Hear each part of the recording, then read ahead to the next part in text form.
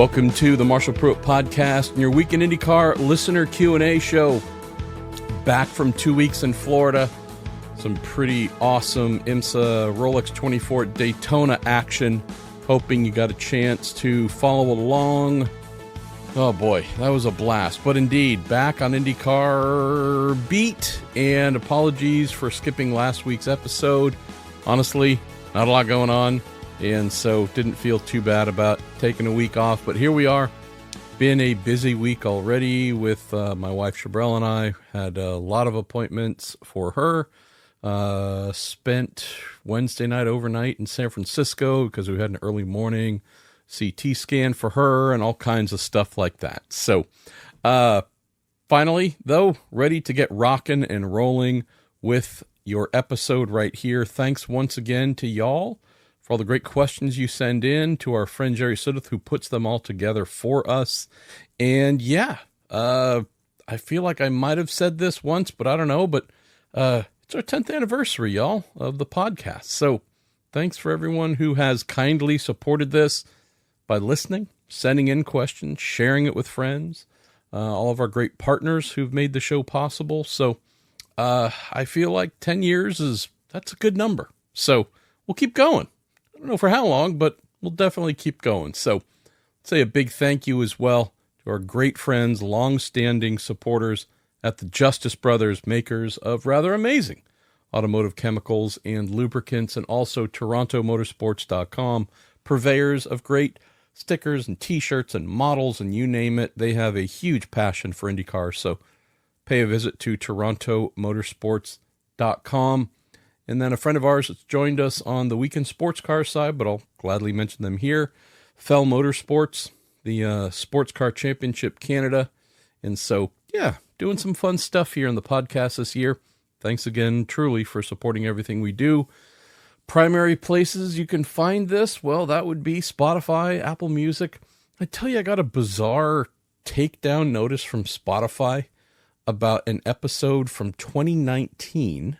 It was a in-car audio podcast, and I guess they have some new automatic scrubbing and review. I'm guessing it's AI, where Skynet has taken over, and deemed this single episode of an old BMW prototype with a great-sounding V12 engine as being music and violating their music guidelines for trying to introduce original music on Spotify through a podcast, which I guess I now learned is not allowed. And so, yeah, the appeals process, pretty interesting. Hi, this isn't music. I promise you. I'm not a musician, just a guy who makes a podcast. And it is beautiful sounding noise from a V12 engine, but I don't think this is what you consider music. So could you please not take that down? Anyways, fun times, AI, they're coming to get me. But until then, why don't we get rolling with your show here and get through as many questions as I can in about an hour or less. Luke Entrup, you are the first person in this episode to pose a question, and I have gotten this from many people, which led me to reach out to our guy, Zach Brown, and say, did you do an interview with somebody? I don't know where this came from, but all of a sudden I've been getting a lot of questions of, like yours, where you say, what's your best guess as to how long we have McLaren and IndyCar? Sounds like it could be a lot shorter than we originally thought. So texting with Zach, I'm like, did you do an interview? Or again, I don't know. Where is this coming from? And I can tell you this, Luke. Aero McLaren is going nowhere. They are not leaving IndyCar.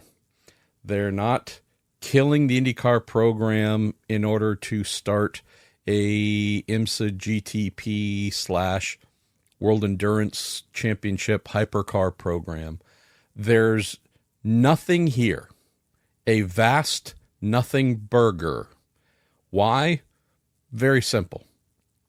Could Aero McLaren decide to leave IndyCar because IndyCar is underperforming and not giving great enough return on investment for sponsors to want to stay engaged in IndyCar? Yes, that would be a reason. It doesn't currently exist. There is a reason for McLaren to be there and their sponsors and investors to be there.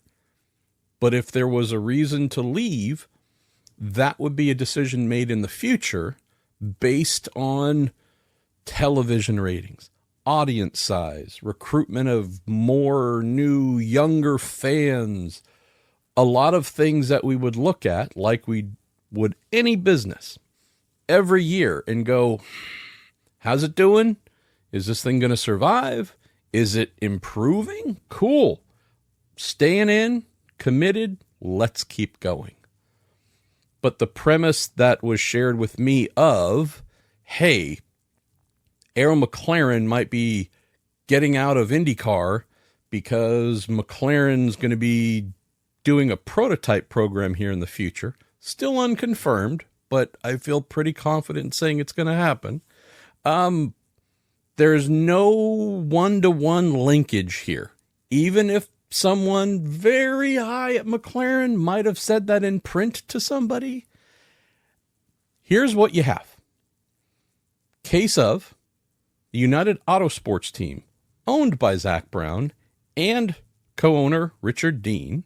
They just happened to win the LMP2 class, 24 Hours of Daytona, Rolex 24 at Daytona, won many other races. I am fully aware, have full knowledge of, and have written about the fact that once we get this McLaren GTP/hypercar thing confirmed, and I strongly believe that'll happen, Luke, there's one team that's going to run it. That would be United Autosports. Does that mean Arrow McLaren would have no involvement whatsoever?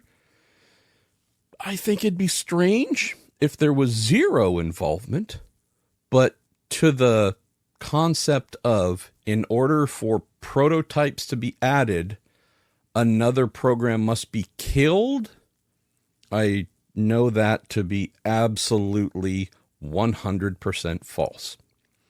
The caveat to throw in is, if IndyCar does not start putting up bigger, better numbers, there could be an entirely separate decision made by Arrow McLaren, or run down the list of teams, Meyershank Racing, Hunko's Hauling, or et cetera, to say, hey, this ain't it. We're gone. We're going to do something else. There are teams, not many, but there are teams, because I've heard this from those team owners saying, we're seriously looking at whether this is the place to stay. The cool addition to this is everybody I've spoken to that owns teams, runs teams, etc., during the off season, recently at Daytona, etc., all believe the move to Fox is going to result in big positive changes for the series. So, like anything else, if it looks like things are struggling and not getting better for a prolonged period, it's only natural for a business owner to say, I don't know if I stay in this sector. There's a strong belief, though, here in IndyCar, ratings are going to go up. New and younger fans are going to be introduced to the series. Many new and positive things are going to happen.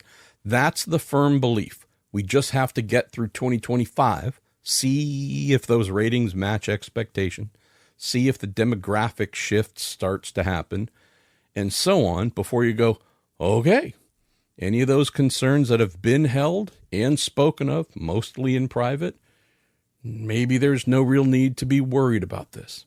But lo and behold, if a decision was made to leave, it would not have anything to do with a prototype program. Final little bit to this, Luke. McLaren has its Formula E program. I mentioned in a recent Racer mailbag, and this is just my own belief, my own thoughts.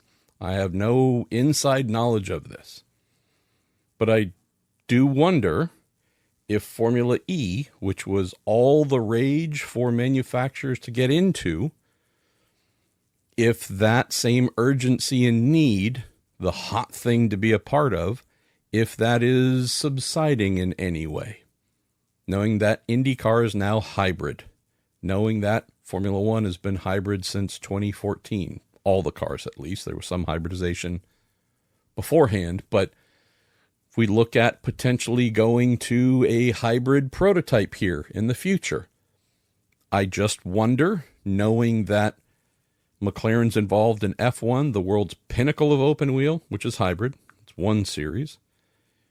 Pinnacle here in North America of open wheel, IndyCar, it's now hybrid. Formula One is certainly global, international, and super cool. Formula E is 100% electric. It's not hybrid at all. It's pure electricity. Is there a real need, knowing that it has two other marquee open wheel series that are ticking big hybrid boxes? Realize in F1, they're not using a McLaren engine. Realize in IndyCar, they're not using a McLaren engine, but nonetheless, the cachet and relevance of electrification is being found already in two open wheel series. Is Formula E needed to be a third? I just wonder if that might be orphaned, whether, let's say they decide to not go prototype racing. I still wonder if Formula E on the McLaren side might get axed because of what they have in F1 and now IndyCar. So I am not expecting McLaren to leave IndyCar anytime soon.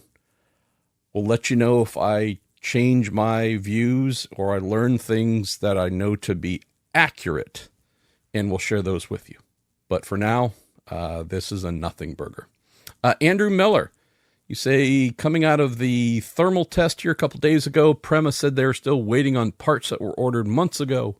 You say, how are we still in, quote, supply chain issues mode? I guess since they ran both cars, they weren't absolutely essential, but it's not a great look. Oh, boy. Yeah. There's a running joke within the IndyCar paddock. It is not new. It's gone on for many, many years. And that is on the topic of our friends at Dallara, good people at Dallara, perennially behind. We know, as you mentioned here, with supply chain issues, that's so heavily attached to COVID era, right? Where a lot of things stop happening, and therefore things stopped becoming as accessible as they once were. Even so, I don't have an answer to your question, but I do know that when I speak to folks who run teams, manage teams, lead on the mechanical side, the ordering, and so on, this is just an accepted negative, that being overstocked. And hey, you know what? You need 3. Well, guess what? We got 6. You want to buy some more? It's usually we got 1. We got 1.5. Someone else just got the other one. And if you want to call them, maybe they'll sell it to you. But so I don't have an answer other than to say this is becoming something that isn't, quote, supply chain, COVID, shutdown related. It just seems that with, I'm guessing, so many clients to support, so many series to support, this has become the norm. Cody Oakwood, you say, now that Jacob Abel has a baseline time to work from, that being 1.451 seconds off the leader at thermal, how does a team go about setting reasonable improvement goals going forward? Says, is the goal to be only, say, 1.3 seconds off the leader this coming season? Where's the balance in setting achievable goals versus shooting for the moon regarding involvement? This is a great question, Cody. And I'm going to answer this swiftly because we could spend a half hour on it or more.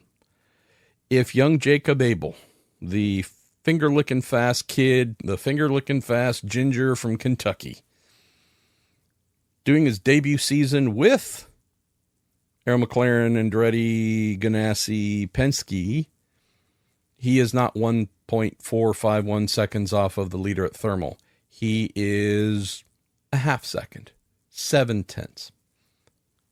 At least half of what it was. Why?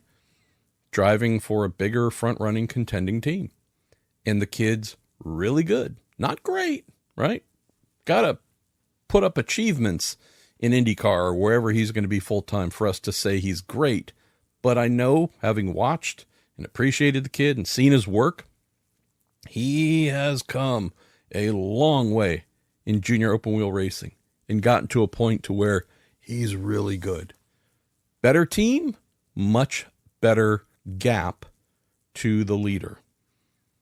For a Dale Coyne Racing team, which I believe by the numbers was the worst team of 2024.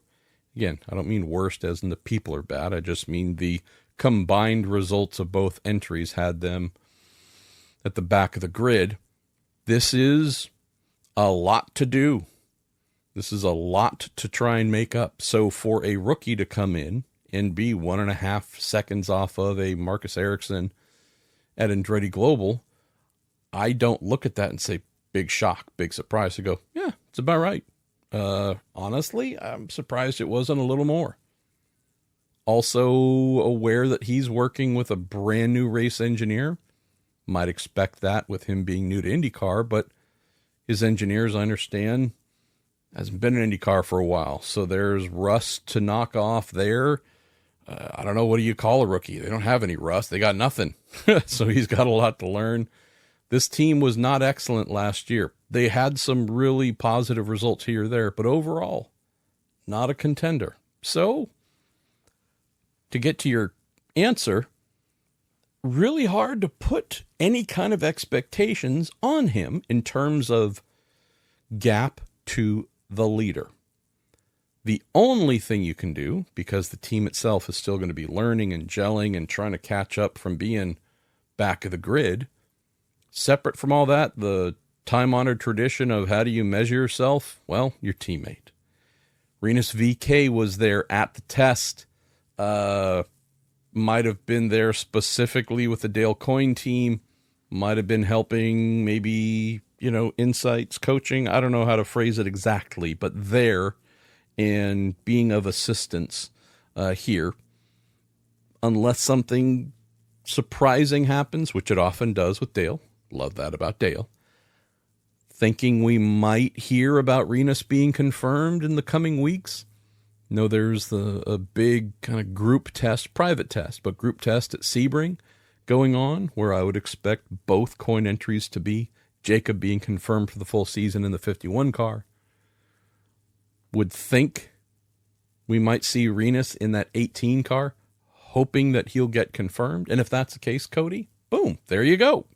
What is Jacob's gap to his teammate? It's the only relevant number you can measure. We know Rinus is an absolute rocket, still very young, but got 4 or 5 years of experience. That's where we look at Jacob and go, okay, what is the gap? And how do you whittle that down throughout the season? I would not expect Jacob to outrun Rinus on pure pace anywhere, because that's how fast Rinus happens to be, but it might happen. It's more a case of if they're able to work together, assuming Rinus is confirmed, for a second year, that's where we start to say, okay, Jacob, now we might have some expectations.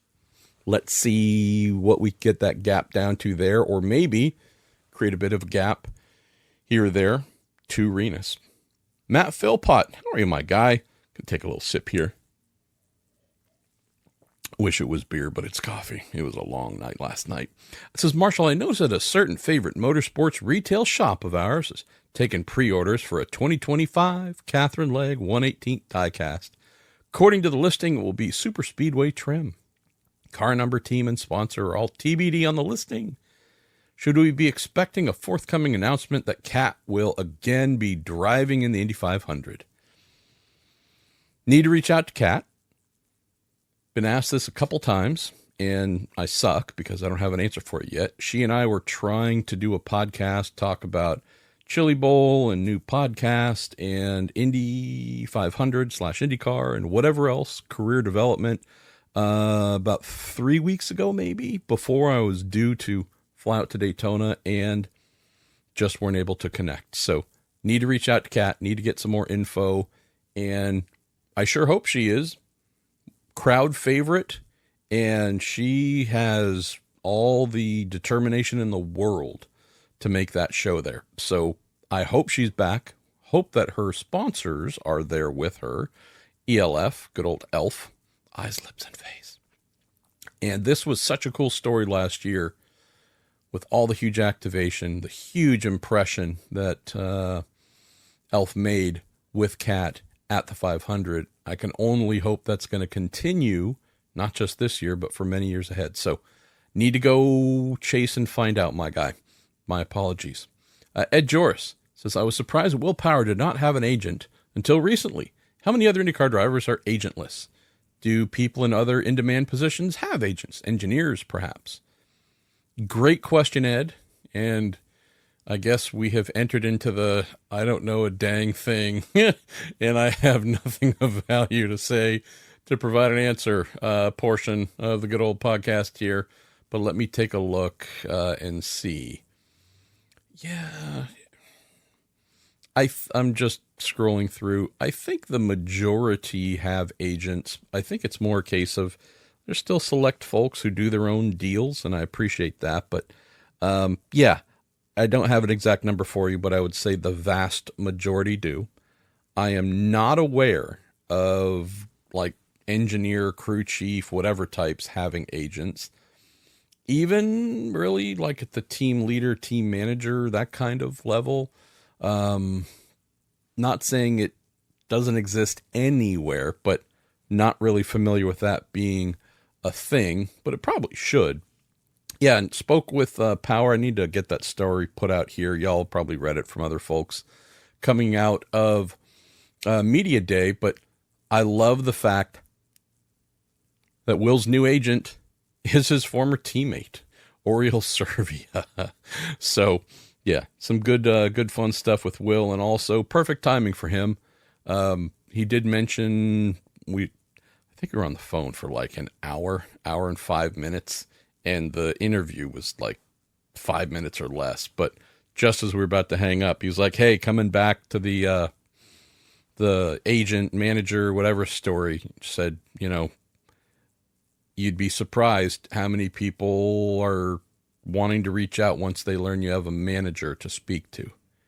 And I was like, ooh, I love that. I love that. I mean, I want Will to be in the series forever, but I love the idea that once however many other IndyCar team owners learned that there was a independent agent to speak to, no threats of tortious interference or potential of by a team reaching out to a driver under contract, but speaking to their official representative. I just loved hearing that new pathway was something that seemed to tickle the interests of, I don't know how many. He didn't say how many, but he suggested it was a powerful decision netting some positive results. Mark Morgan says, Sophia Flourish is beginning her career in American motorsport soon. Hooray! What do you think about the star power of both Sophia and Haley Deegan driving for HMD and Indy NXT? I think it's awesome. Talented women racing in open wheel, it's always going to make me happy. Same with sports cars, NASCAR, you name it. Like, it's just, yeah. It's what I want to be the norm. In Sophia, she's had very good results in sports cars. She had a promising and developing junior open wheel career in Europe that didn't go as far as hoped. And I think she has definite talent. How far away she is from learning how much talent and how close that is to some of the NXT title contenders, right? There are definitely a couple we think are going to be absolute monsters to go up against. No expectations for Sophia to vie for a championship in her first year in NXT, but be really interested to see where she ranks, knowing that Jamie Chadwick, got to see and speak with Jamie a bit at Daytona. Both remarked how strange it was for her to be the Grand Marshal via Rolex at such a young age instead of being in a race car. But Jamie's obviously set the bar incredibly high. for talented young women in open wheel in Indy NXT. I'm just curious to see, Mark, where Sophia fits in among that pretty solid field of drivers. For Haley, we know that she has a lot of talent, just zero in open wheel, basically. And I realize she's done a little bit, but she's the one with the biggest learning curve here. So all new tracks, obviously a brand new car, new style of car compared to what she's been racing for a while now. This is huge. And so would obviously expect her to be a greater threat on ovals where she has so much experience, and to be buried pretty close to the back on road and street courses in a powerful open wheel car where she's not done any of this. So overstating the obvious here, but I love the interest that comes from Sophia and Haley being in Indy NXT. The only concern is we don't want tokens. We don't want to celebrate them just because they're women. We want to celebrate them because they're badass women racers. That celebration comes from lap times, qualifying positions, and race results that are meaningful. And when they aren't, it certainly feeds some of the more idiotic Cro-Magnon minds who love to hate on any women in racing who aren't instantly leveling up with the boys. Ed Ignacio Walk, you say in your story regarding Penske taking over Nashville on the promotion side, you also mentioned that a new Denver street race is in play for 2027. Is it too early to say where it might fit on the schedule? It is, because it hasn't been formalized, finalized, or anything. Will it be a revisit to a former location, such as Civic Center or Ball Arena? Will it be a new circuit? I don't know. This is an area where I need to invest more time to learn these things, Ed. And he closes by saying, all the best to you and your amazing wife. Thank you. So many of you do. Say very kind things about my wife and sometimes about me, but I don't need them. My wife, though, that's super cool. Freely admit here, January is just about to be over. And while I have certainly spent time doing IndyCar content and doing some IndyCar stuff and breaking a little story here or there about a couple things happening that, I don't know, probably not super consequential. When I think back on the Lord's year 2025 in the month of January, I will think of IMSA and getting ready for a whole brand new season and all of that. So that's my way of saying I gotta mash the throttle here, Ed, and start diving back into IndyCar and get up to speed on things like this. So yeah, I feel like we've definitely entered the Pruitt you don't know a dang thing part of the podcast. Maybe that's every podcast. I don't know. Steve Lawrence, you say, Marshall, will there be a daily recap videos on Racer this year?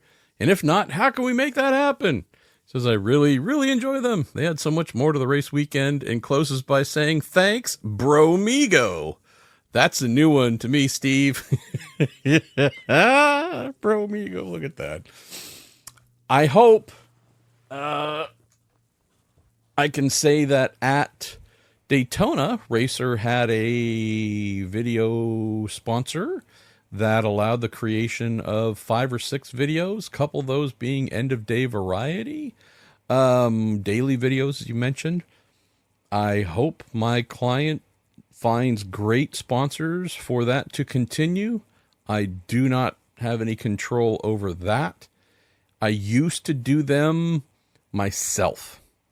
Bring tripod, bring my whatever 4K 60, whatever DSLR camera, and do the writing, take photos, also try and do end of day videos, shoot them, edit them, post them, and it meant days that started at 6:30 and ended at 10:30 to 11 each night, if not 12.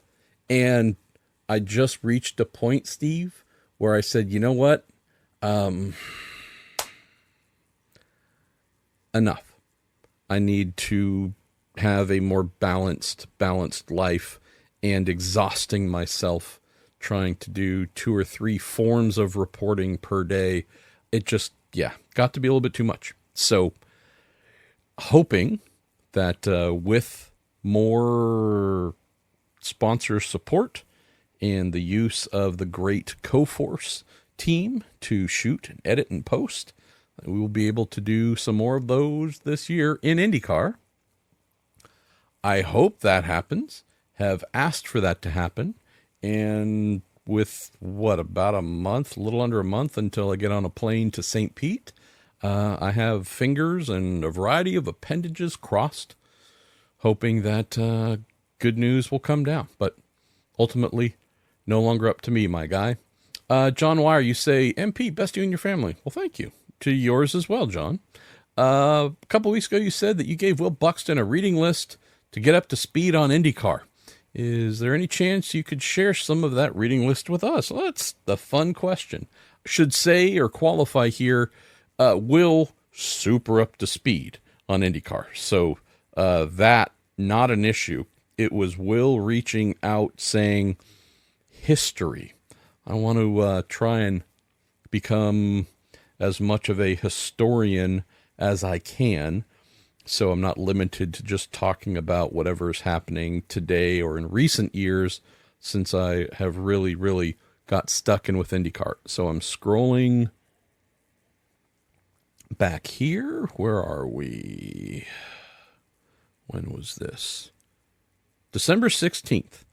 Okay. I'm sorry, I'm reading from Amazon links. So I would recommend, if you are truly interested in some of these books, you can absolutely go to an Amazon. And this is why I shared this with Will, who's in the UK, sending these, knowing he could get these from wherever he wanted there. But here in the US, friends and partners at TorontoMotorsports.com, not really book sales so much. So would recommend my dear friend, Paul Zimmerman, in paying a visit to themotorsportcollector.com. And on top of models and all kinds of great stuff, Paul has books upon books upon books. And if he doesn't have them in stock, he can get them in stock and send them to you. Why am I plugging a store that isn't a sponsor and otherwise? Because he's a dear friend. Takes great care of me whenever I need something. And by great care, I mean he doesn't send it for free, obviously. Just he always makes sure I have great stuff whenever I'm able to buy it or afford it. And we gotta keep businesses like the Motorsport Collector and other racing memorabilia shops alive, because without them, the skies would be much darker. So, themotorsportcollector.com. Let's see. Oh, I just got a text from my guy, Jeff Brown. I recommended he buy Mark Dill's first super speedway. So that for sure. Suggested the official illustrated history of Indianapolis. Suggested great book here by those who take care of us, that being Rapid Response, Inside Racing Life Saving. Recommended, oh boy, that's a link that's a million miles long. Let me click on that and see what comes up. Sorry, I'm truly just doing this live. Brick by Brick, the story of auto racing pioneer Joey Ray. One of the great pioneers, written by Patrick Sullivan. Pat Sullivan, great guy. But yeah, Joey Ray, absolute golden glory pioneer. Truly among the greats, but also really first prominent black IndyCar driver, short track driver, hero. I mean, hero of our guy Willie T. Ribbs as well. So recommended that. This following that as well. This by Todd Gould, For Golden Glory, Charlie Wiggins and the African American Racing Car Circuit. That's a must-have. There's also an amazing PBS documentary of the same name.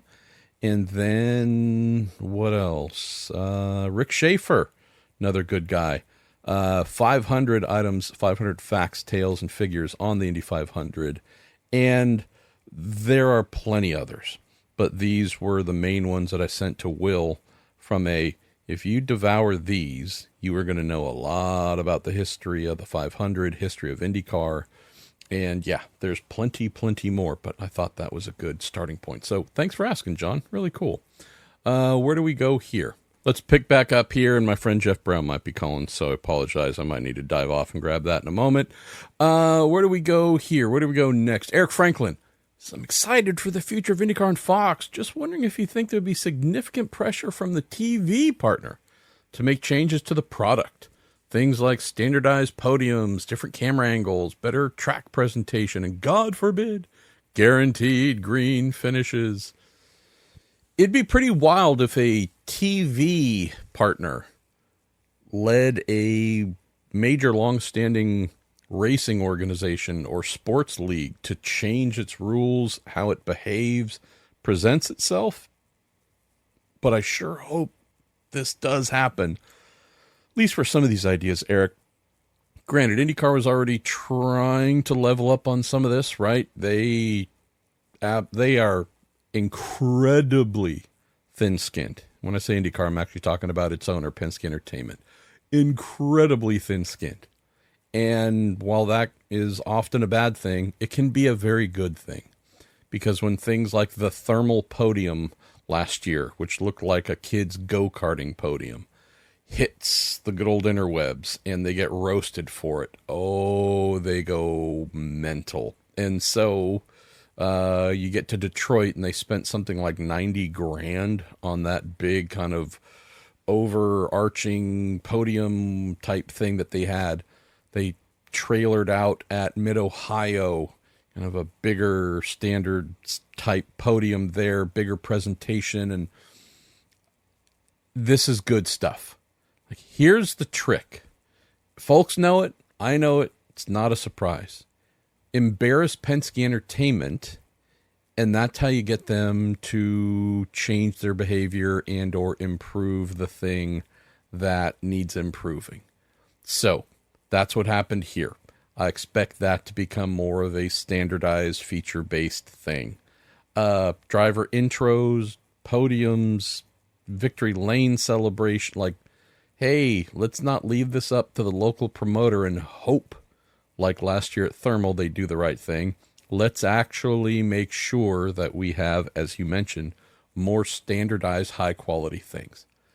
I do believe Fox is setting a standard with what they've done so far, because I've been told about this by the drivers in particular, that like, wow, wow, they are leveling up like you wouldn't believe. So yes, if not calls from Fox Sports saying, hey, this is terrible, fix it, I think it might be a little bit more of leading by effort, leading by example.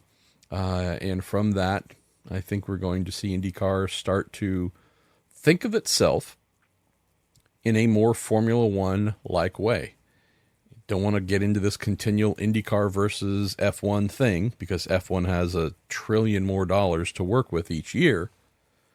But you look at the standardized, high production value, high quality looks of seemingly any and everything when the cameras are turned on and drivers are being interviewed or spraying champagne or pulling into victory lane or pulling in after winning the pole or whatever it might be.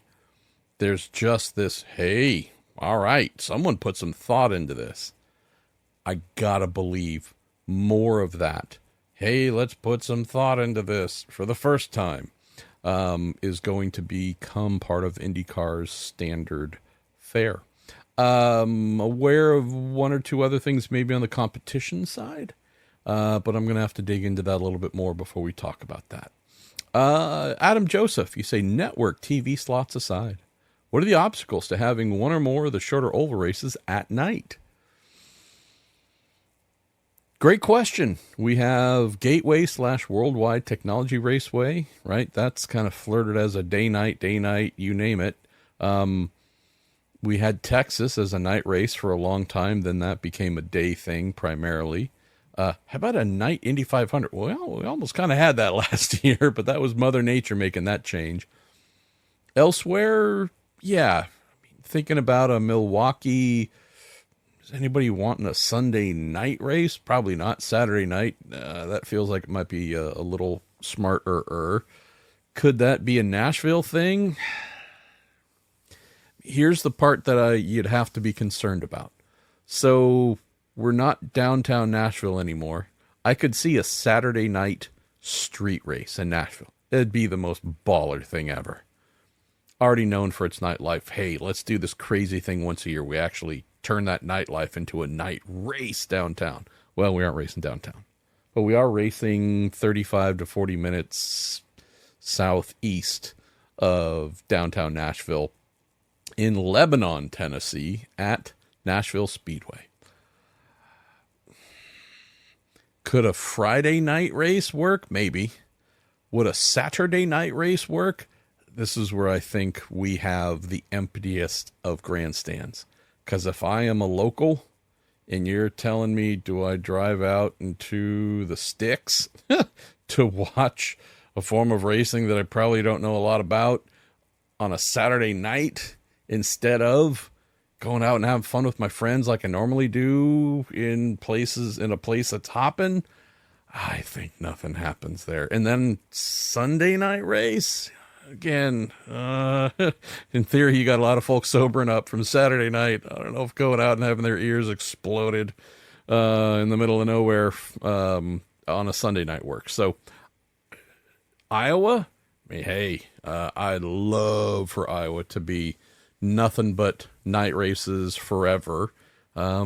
Maybe that's the one that can get converted easier, at least the Saturday night. Again, the Sunday race.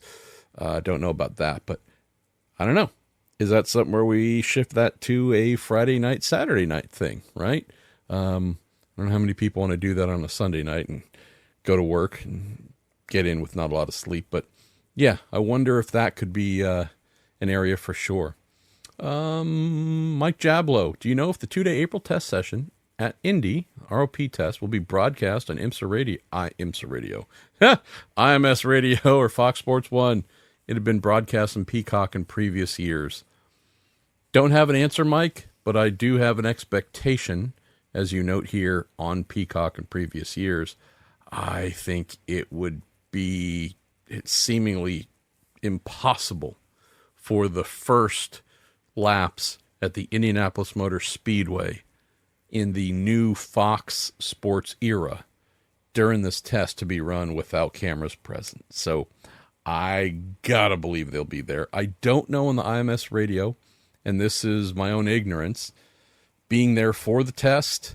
I'm not really listening to radio in any way, so I don't know if IMS radio has been a normal thing during the Indy ROP test, the pre-event big test there for all teams. So apologies there. Maybe some fault, I'm sure you all know, can respond here once the show gets posted with a, hey, idiot. Yeah, IMS radio is always going, or not. Why don't we wind down here? And yeah, I love the idea of a slightly shorter show. JJ Gertler, you say, is there a place we can suggest features to Fox? I, for one, would love to see a series where the drivers each get to be in race control for a day. Not to actually do the job, but to issue bogus penalties to get even with their competitors. Or even better, since Art Leindijk and Max Pappas get to call the shots at the track, Will Power gets to issue them penalties when they're at home. Over the loudspeaker, Max, there's 16 items in your cart. Slow drive through the frozen food aisle and no express checkout. JJ, you always got them jokes. I love that idea. That's a good one. Patrick McCarthy, you say, any new tire rules expected for 2025? It seems like the Waiuli works, so why not go all in for road courses too? Any plan for using alternates for short ovals or oval qualifying? Need to speak with our friends at Firestone about whether they're going to integrate more of the Waiuli rubber into their tires at more races. I keep hearing there might be a little more possibility of alternates on short ovals, so another thing I need to dig into. Let's see. Tim Hubble. New rules as made up by me. Teams that didn't have a car finish in the top 10 in the previous season's championship get 2 more days of testing than teams that had a top 10 car. Double file restarts on ovals. Helmet cams and all outside front tire changers. Mandatory race call recaps from race control. I like those. Let's go for triple file restart on ovals, because if we're going to do double, I mean, hello, let's just go all the way. I like the helmet cams and all outside front tire changers. You know what I like even more, which I just happened to read today? Apparently NASCAR is installing 1080p helmet cameras on all of their drivers this season. Not the ones that we like or the ones that are most popular or the whatevers, but everybody, assuming I read the article correctly. And that will be made available, I think, exclusively on HBO Max, which I think is just called Max. But so what is that, 38 plus?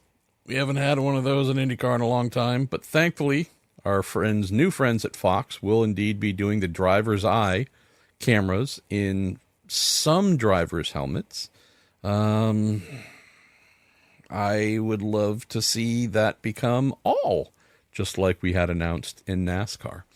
The part here, which I love, and I sure wish we got this. I think about the NBA, one of my other favorite sports, where they have what do they call it? The last 2 minute report, where the referees provide insights to the media about the calls they made in the last 2 minutes of each game. Often we get to the end of the game, things become a little more rough, a little more contentious. It's not uncommon for the foul numbers to go up. And so they do that. And I appreciate that. And sometimes you get that in the NFL as well. I think you probably get that almost all the time. But hey, we made this call for this reason. Man, it'd be nice to know that. It'd be nice for that to be readily available. I'd love to see this happen in IndyCar, in wherever, all forms of racing. Not just you made the call, but why? What led you to that? And many of the calls, I'm sure, warrant no real further introspection or explanation. But there are usually some where you go, what? What do you... Walk me through this, please. Now, does the race director, do the race stewards owe us that? No, of course, they don't work for us. But for us to feel fully invested and believe that accurate and smart things are happening, you'd like to have that made available. I'll share this.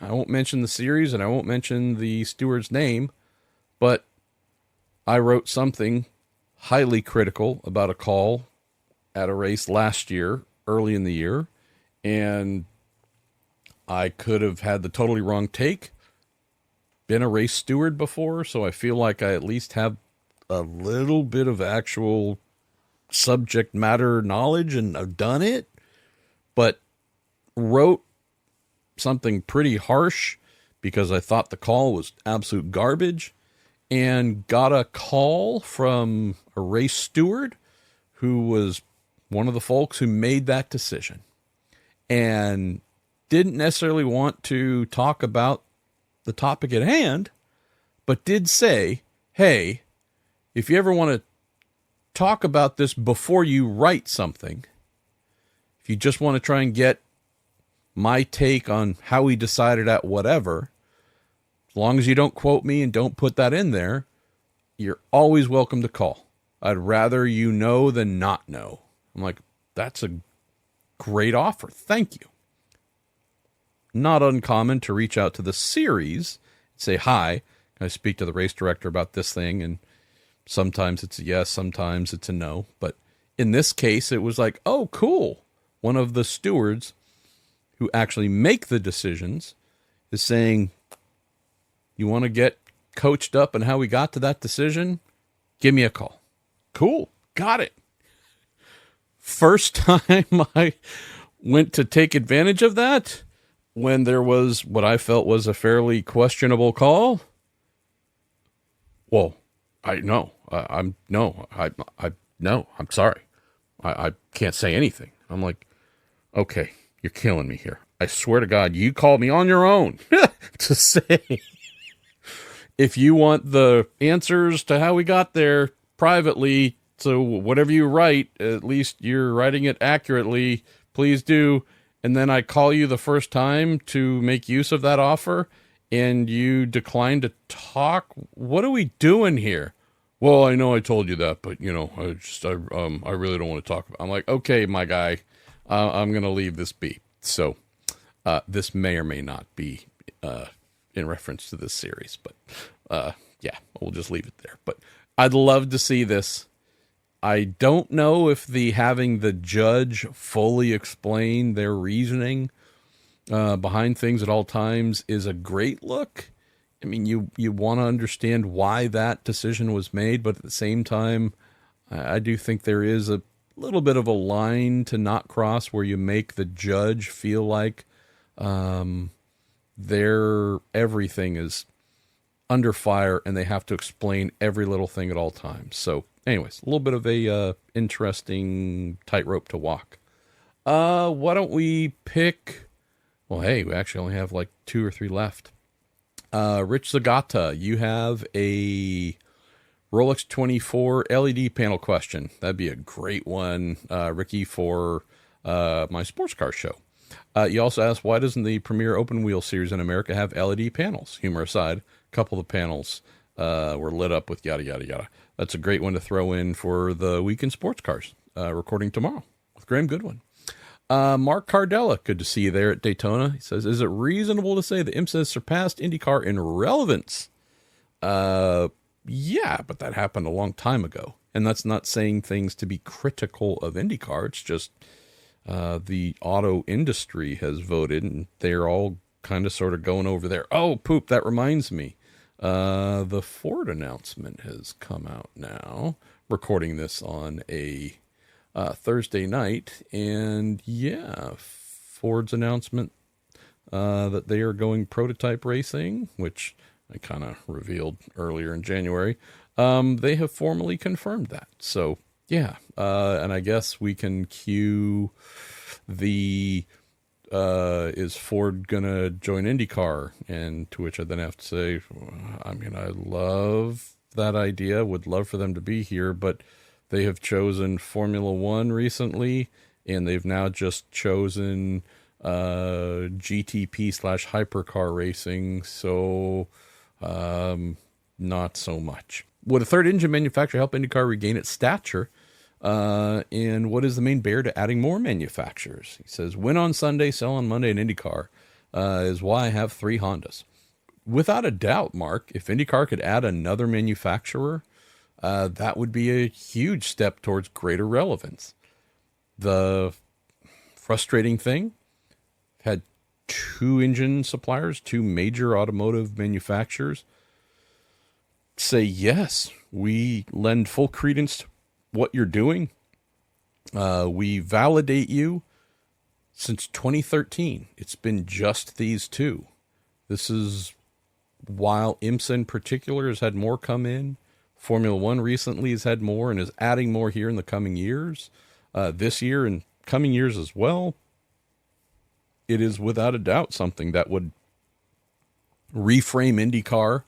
I gotta believe in the eyes of manufacturers. If a third manufacturer were to come in, that's assuming they don't lose one of the 2 that they currently have.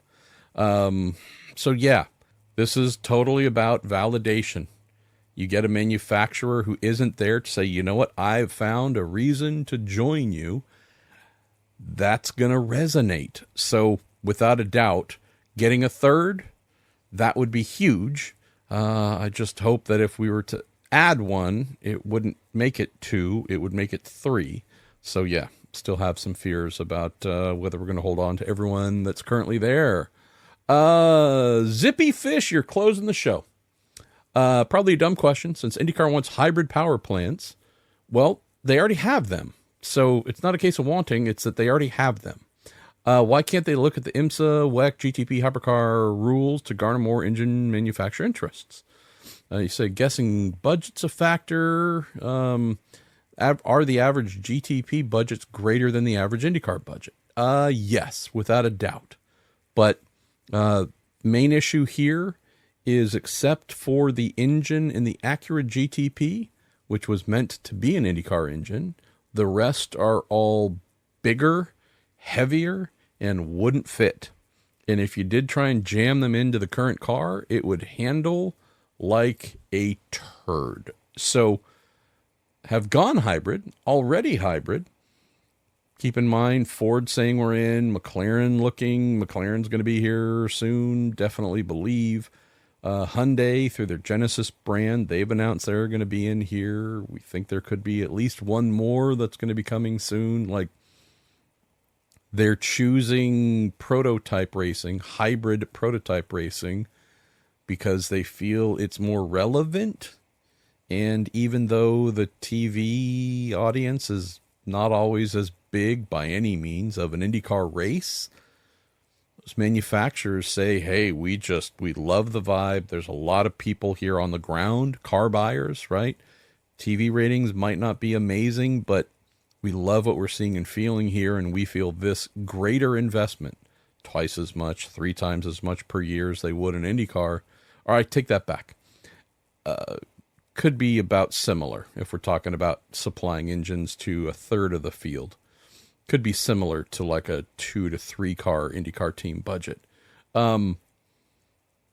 They're seeing greater value and benefit doing prototypes, hybrid prototypes. So, yeah, this is where IndyCar needs to come up with more compelling reasons for these manufacturers to say, I'm going to choose open wheel instead of American endurance sports car racing or international endurance sports car racing. All right, y'all, that is the show. Happy to say that we will indeed be coming in under an hour, and I look forward to speaking y'all here next week. Thanks once again to our guy, Jerry Sudduth, for putting everything together for us for the show, and also to our great partners at the Justice Brothers, TorontoMotorsports.com, and Fell Motorsports.